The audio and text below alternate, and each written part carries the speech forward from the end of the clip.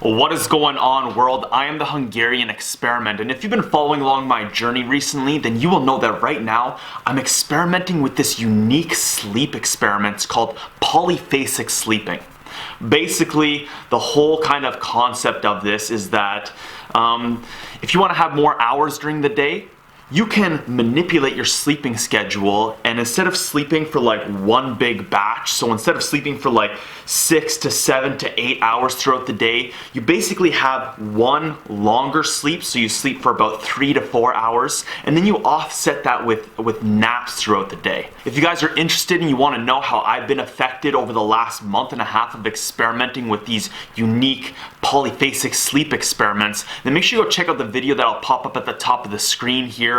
I've been experimenting with this for just a little while now. I've finally adapted to it, and I'm really seeing the kind of energy levels and how it's making me super productive. But I dive deep in detail in that video. So again, if you guys are interested, I really suggest going to check that video out.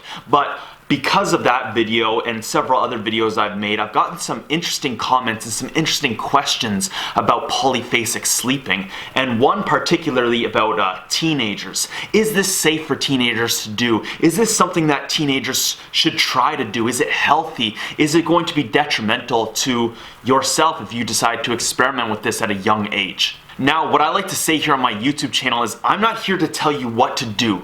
Do whatever the hell you want, but I'm here to show you guys the different things that I've experimented with, how it's affecting me and my body and my lifestyle, and then you guys can take that for yourselves and go out there in the world and experiment and understand that, okay, if he's done this and if he's being open and honest about how this has affected him, and then you take this on for yourself and you are experiencing different results or similar results, then you will know why this is happening to yourself and your body. So I apologize if I butcher this name. Simrat Singh, he said, "Nice video, man. I wanted to also try polyphasic sleep when spring break hits.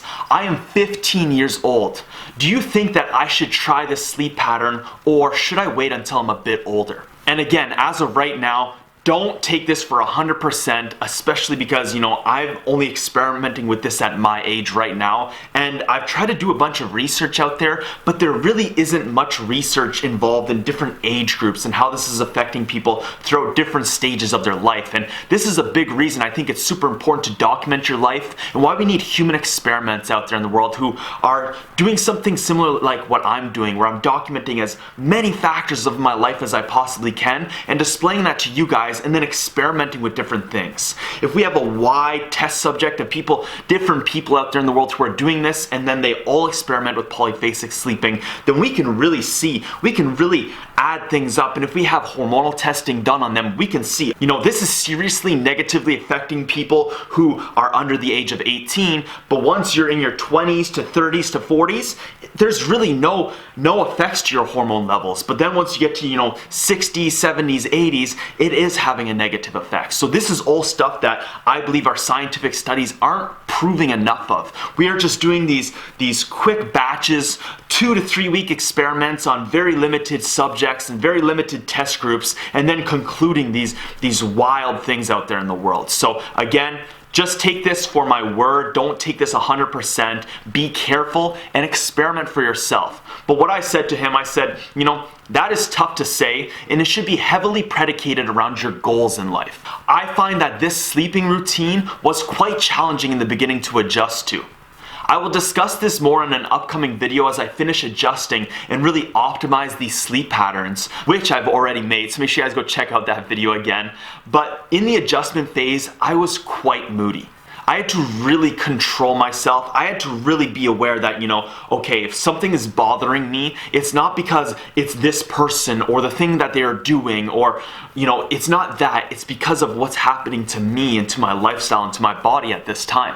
I was on edge a lot. While I was at work, if anything kind of happened that kind of upset me a little bit, it was very easy for me to just be like, "Ah," and freak out about it. But again, I understood that this was something affecting me, so I tried not to allow this extra edge that I had to affect me and my life and my relationships going on.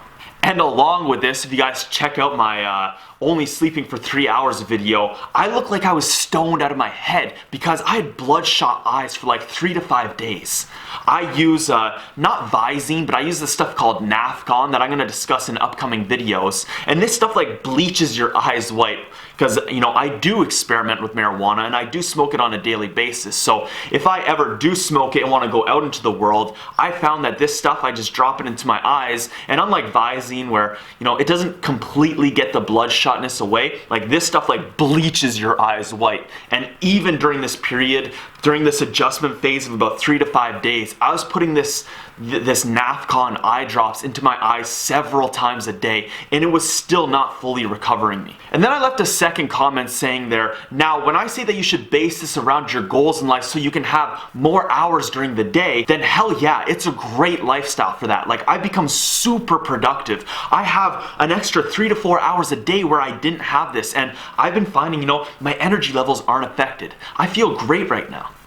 I feel great when I have this quick like 20 to 40 minute nap. I wake up, it takes like 5 minutes, but then I'm right back into things. My mind's right back powered up. Whereas I find if I sleep for like 6 to 7 hours, I'm groggy. It takes me a good 20 minutes to half an hour to get up and feel like I'm myself. Sometimes it takes a coffee or other things in life to help me get to that level, but when I have these quick little power naps, it's like, wow, like I'm right back into it. So I also said here, but for instance, if your goal is to have more hours in the day so you can have more hours to play video games and do nothing else, then I would not suggest it. I believe that these sleep patterns will benefit those who are hormonally optimized in their life. So for instance, if you're physically active, if you eat healthy, nutritious foods, and you live a healthy lifestyle, then I think the effects of reducing sleep will not be a serious detriment to your hormone levels and to your lifestyle.